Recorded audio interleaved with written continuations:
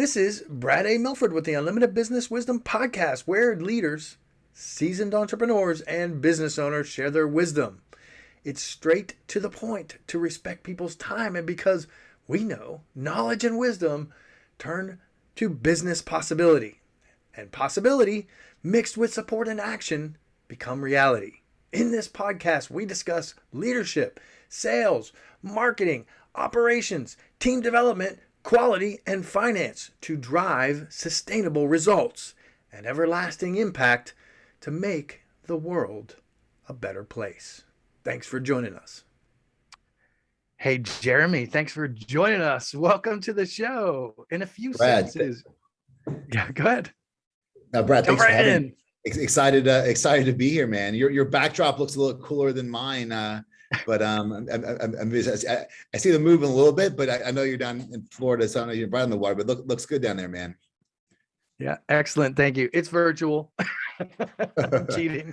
It's virtual, but it is bright and sunny here. I do love it in Florida. So tell the audience a little bit about who you are and what you do. Yeah, I guess probably most described as just a serial entrepreneur. I started my career early in finance, started day trading really young, went into institutional equities, and loved it. Like, it was a dream as a small town kid from Kentucky to, make it in the big city. And, as Sinatra said, if you can make it there, you can make it anywhere. So I was able to achieve that at a pretty young age, but I found, besides making a lot of money, at least where I was doing trading, we weren't really making anything else, right? You're just creating transactions and going through, and there just wasn't anything there. And I'm a creative. I think most entrepreneurs are creative. They've got this vision and whatever. And again, not a bash on corporate America, just not my cup of tea. I really think it's where creatives go to just fucking die, right? Because I at one point I was making stuff up because I would have this idea or that idea to, hey, what about this? Then I started, hey, what about water into wine? Anything you had? I was like, yeah, kid, just kind of keep it down, and went out on my own. So 20 years ago, I founded a company called Delk Enterprises, which is it turned 20 this month actually, which is crazy. Dates me with my bald head here, but yeah, that's it. So I'm a serial entrepreneur. We, had investments from real estate development, building materials, animal healthcare, human healthcare, epigenetics. So pretty diverse. But, if I've learned anything in life, I've learned that, business is business, right? And people do business with people. So if you can, add some value, take a different approach at something, sometimes you get lucky and you can find fire. I love it. You share quite a few nuggets within what you just shared. I want to highlight a couple of those, like gold nuggets, real ones, because you went from healthcare to epigenetics and a serial entrepreneur with some really interesting topics there. But you also, toward the end, said business is business and business is about people, which really stands out to me. It's so true. Regardless of the business you're at, you get to a stage where you've been in business for a while, you've been a serial entrepreneur for a while, and you realize like all the systems are the same. Like, it's just basically the same stuff. You get to that stage, or you don't get to that stage. So I love what you're sharing, but I love how you also tied it into, we're in the people business. This is about people, right? Yeah. 100%. Yeah. It really is. And I think in all those things I've done, I had no clue what I was doing either. Right. Of course you can't go in life or a business with lollipops and gumdrops. Like, oh, I'm going to change the way. You have to have some sort of direction, at least of where you want to go. But I've got a book coming out, it's like shameless plug, at the end of the year probably, but it's literally called Without a Plan, because if I had half a plan, it would have been the wrong plan. Right. And I just approach it as going through, and I've done the same. I've had the same plan, which was without a plan, in every industry I've went in. And that's been the best thing, because most of the time you're not going to find innovation in, well, how's it done? That's the last thing I want to know or care about, because if you apply just look at something through a different lens, sometimes that's where, you can really find opportunity most of it. And that's going back to the people piece. That's it's so easy to do that, and people forget about it, right? I mean, especially in this age with tech and messaging, just have a conversation with a customer. What's your pain points? How's it going? Right? What can we do better? Not like ask me, was everything okay? The knee-jerk reactions to be nice. That's what people are, right? Like, hey, it was a great experience, but what could I do better? Right? What could I have done that would have made it even a better experience? Guess what? Most of the time they'll tell you.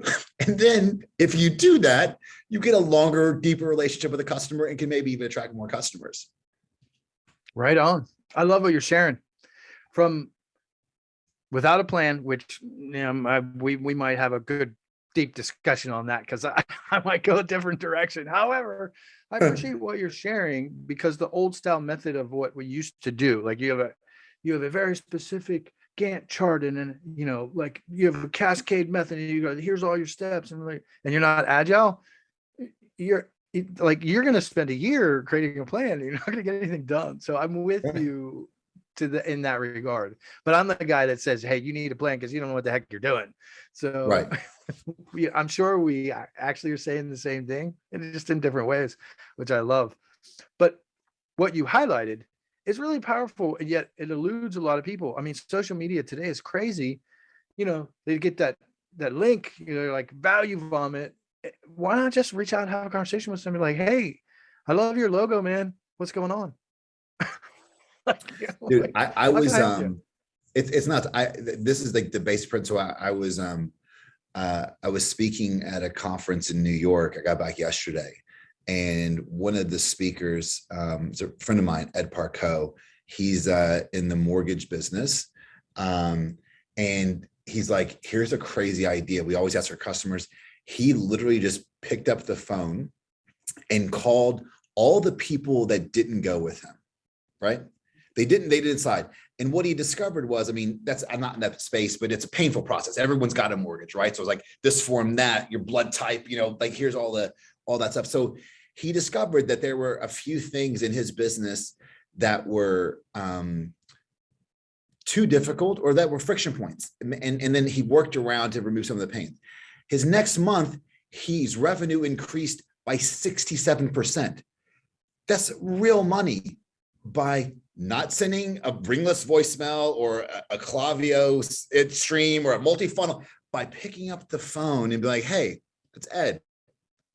Talk to me. Like, it's so basic, but we forget the basics sometimes. I love it. So powerful. And yeah, Ed was on just recently. It hasn't released, but he's a good guy too. So I love it. I love this. Jeremy, what's the best thing about being in business for yourself? Look, I think for me, let me go through what it's not, right? Because I do take some opinions and stands on this, right? I love, I think being an entrepreneur is not a glamorous and like luxurious and cool, check me out on my jet. And like, I think that being an entrepreneur has been, to a small degree, I love the Shark Tank, I love Cuban, I love those guys, but I think they have glamorized what it is.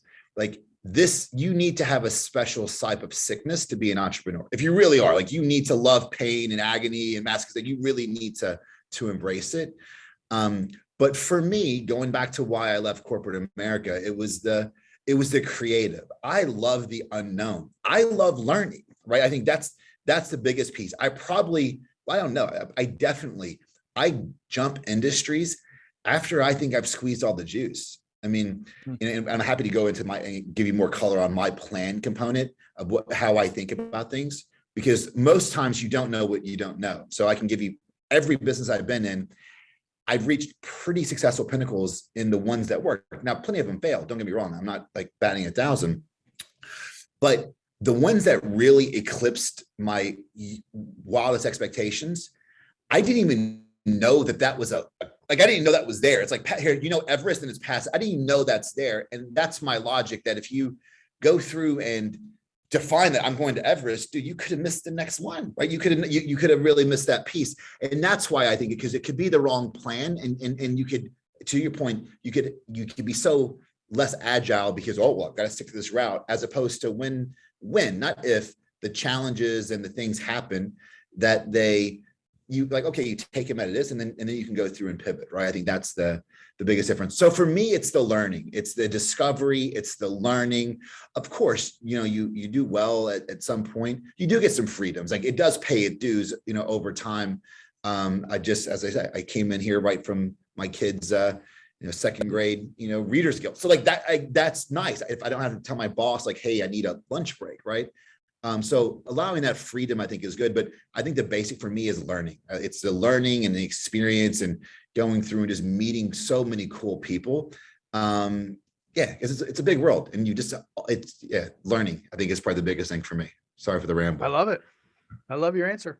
As a learner is one of my top 5 strengths. So I'm with you. It's never boring, and it's never ever monotonous. And I know you hit a lot of people, both when you first started speaking, and you're like, you gotta be crazy, right, in order to do this, right?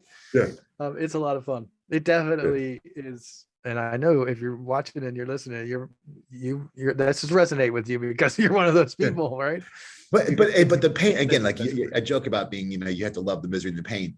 But it's just, and this is life, right? I don't want to stick to the much of it, but this is like philosophical, bro. Like, dude, it's a journey, man. It's all about the journey, and that's in life and in business as well. So take that in and just love it. Like, just enjoy it as part of the process, right? I think that's the biggest pain. Yeah, it sucks, and in the moment, it's sometimes impossible to realize that there's a lesson being learned. But retrospectively, think about it. What's the worst thing that's ever happened to you?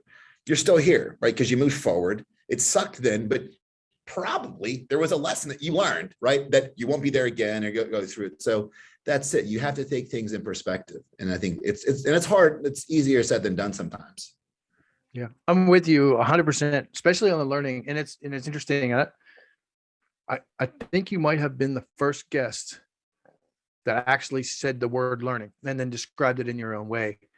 But this goes back eons. My mom used to say this all the time, and I still remember it. Every failure is a success because it leads to the insight necessary for learning.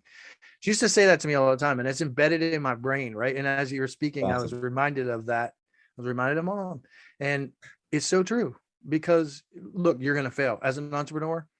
When you're starting a business, regardless of who you are, I don't care what background you come from, how much money you have to start, you're going to fail, you're going to fall. And so if you're able to turn those into wins and enjoy it along the way too, like that's what I hear you saying, then you're going to be successful. No question about it. And it's just a matter of time. So I love it. Great share. Jeremy, we hear from other business owners, they're getting so much business that sometimes chaos causes overwhelm for them, these business owners, for these leaders. Would you be willing to share your thoughts on that topic? On just like too much business, the chaos, or how that causes some chaos or some, some feelings of overwhelm. You ever experienced anything like that? Anything to share? Yeah. I mean, we've definitely, we scaled one from 0 to about 50 million in rev in 3 years. And just keeping the thing from not blowing up and imploding was like, it was a disaster. I think what you learn, it's hard to learn on your first go, right? I mean, if you're fortunate as the entrepreneur to go out in that first deal and you hit it, I mean, I don't know that you just got to kind of hold on, hold your breath and figure it out. I think most good entrepreneurs start to at least think about that. And this goes back to my component of, don't have any type of plan, right? You have to have some idea of where you're going, but just think about the things that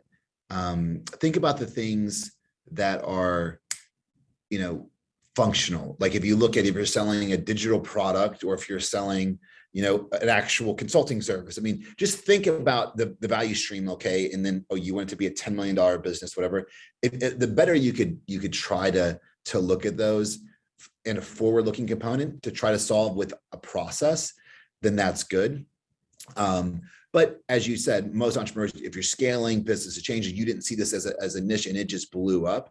The best way to do it is, well, you don't have a choice, right? You're an entrepreneur. So that's a good problem to have, as opposed to like listening to cricket. So it's a good problem to have. The best thing to do is, put out as many fires as you can. And then, when it's midnight, 1 o'clock in the morning, and you've got some time, go back and do a triage, right? And really go through and see like, okay, where is, go through. And that's where you get back to learning. And then you can go through, and what typically happens is you build great processes out of that, right?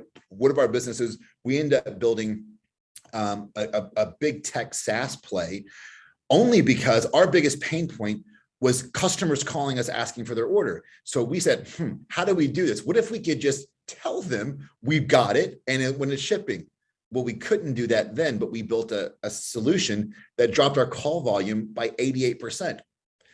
I wouldn't have thought of that until we couldn't. I had my kids answering phone calls, right? So sometimes just deal with it. You got to go through it, but it could end if you apply that logic of like, let's go and triage it and now define a process. And I think that's where good processes come from.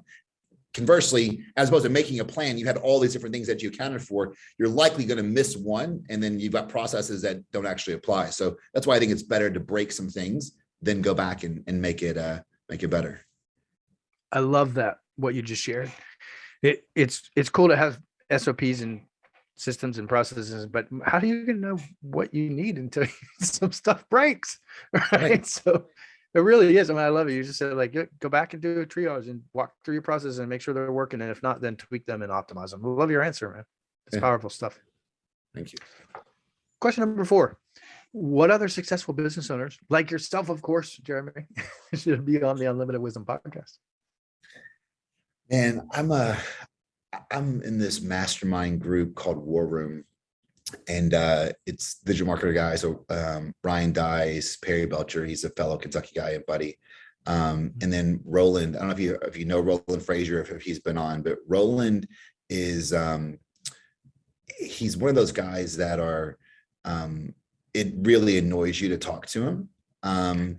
Because like I'm pretty smart, and then you're there, and then like in 5 minutes he'll be like, yeah, but why don't you look at this, or what about doing that? And then you're like, fuck, like why? I mean, it's just like what? So he's one of those guys that are just so tactical, and he's he's good at he's very good at what he does. He's a lawyer by training, but he's just seen so many businesses and going through them, and he's a student of the craft, the entrepreneur's craft. So going through, and sometimes you need that. Sometimes you need an approach of, hey, you're in the business. Everyone's heard that you're in the business or on the business. And the guy that you just mentioned, or girl who's in that chaos, they fucking don't know what they're doing strategically. They're just like trying to keep everyone paid and everything moving.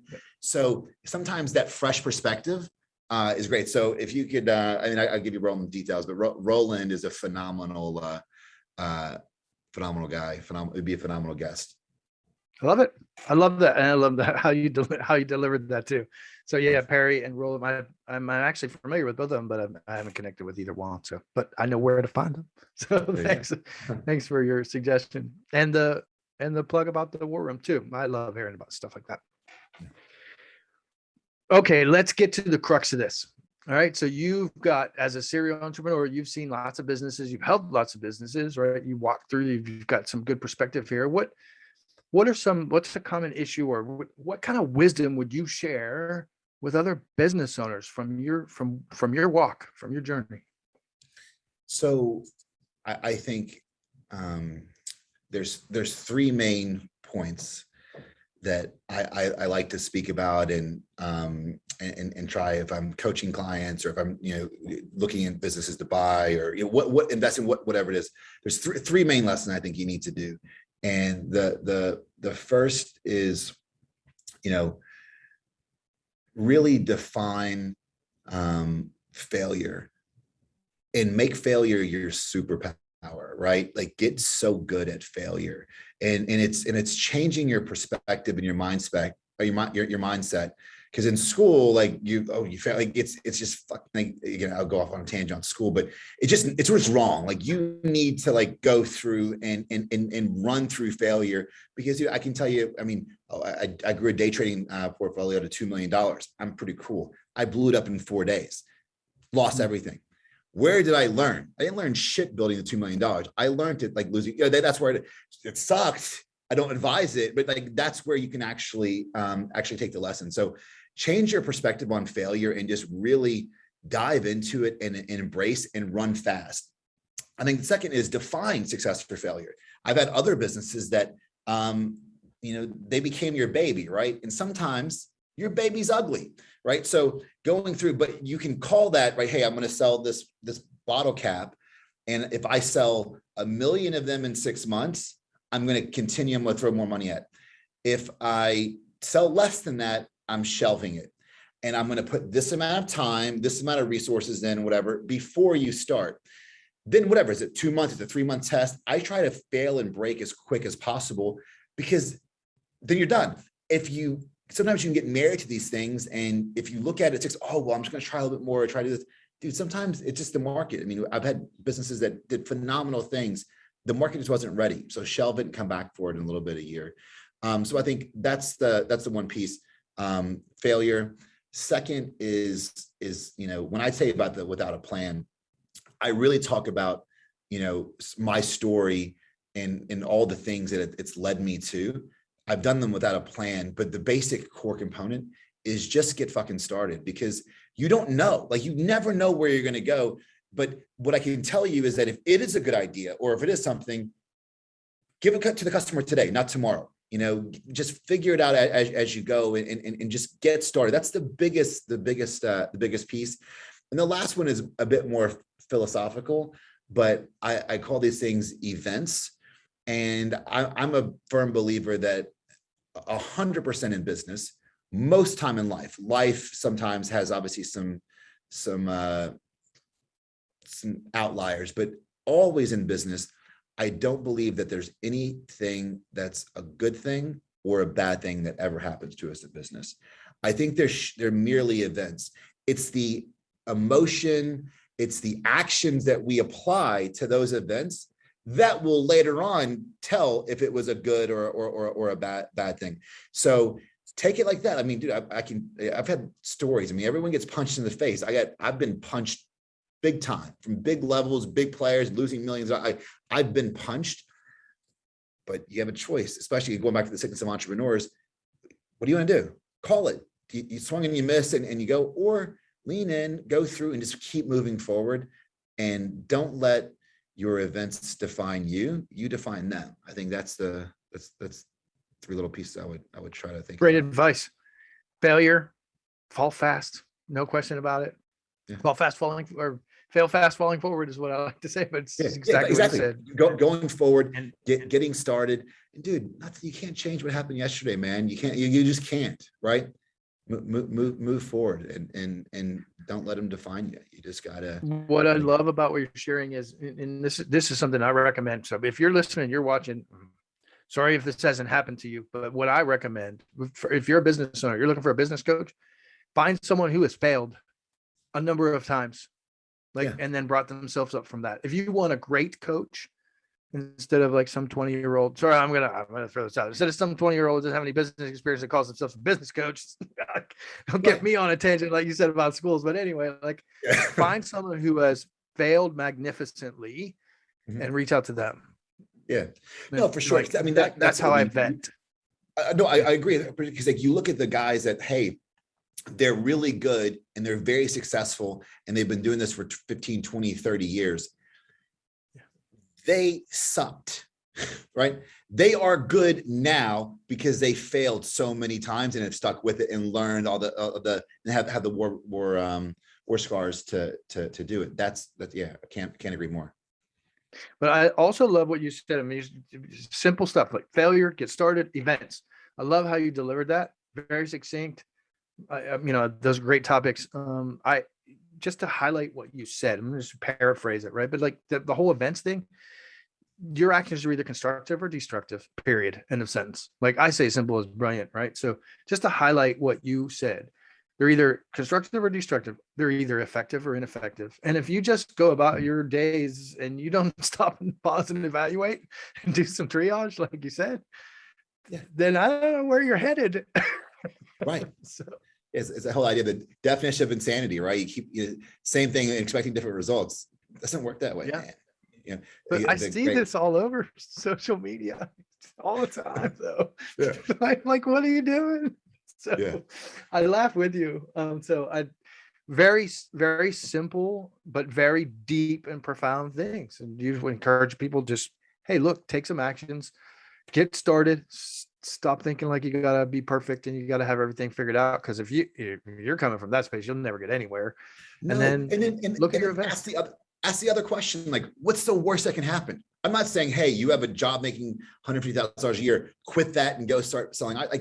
I'm not being, right. Don't be reckless, but like figure out what's enough that would make a feeling for you. Like just start there. You don't have to quit your job. You don't have to do this, but what's enough? I want to invest $5,000 in this thing and see what happens. That's enough to be meaningful if it works and hurt if it doesn't. But like just get started and try there before you go and take the massive leap, but just begin, right? Love it. Love it. Great advice. Look, I know you and I could talk business. I can just tell. I know we could talk business forever. I want to shift gears for a minute.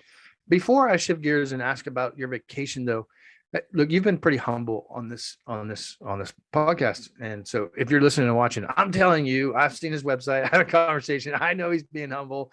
So what kind of initiatives, be real direct, Jeremy, what kind of initiatives are you working on? What kind of clients, like, how are you serving them? Share with the audience a little bit about what you're headed into right now.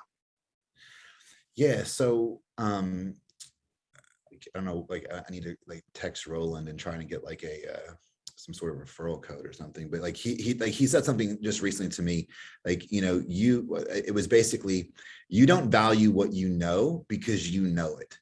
And I'm like, right? Cause like it's easy to you too, right? I mean, you go through like, oh yeah, I would just do this. And like people that are seeing you do that, it's like, fuck, wow, where does that all coming from? So, that stuck with me. And, I just turned 42 last month, and, I'm at a point in my life where, I like creating, I like doing the big things. And, I built, hundreds of employees. I built those things. My next big piece, I'm doing these podcasts now. Like I said, I just got done speaking in New York yesterday. So going out and doing this type of circuit just to have more impact with more people. Selfishly, what I'll get out of it is just, I get to learn, man. Like that's what it's really about. I get to learn about, your business or Shane's business. I get to learn and see new things. If I can add some value and make some positive impact and encourage someone to get started, and that's pretty cool.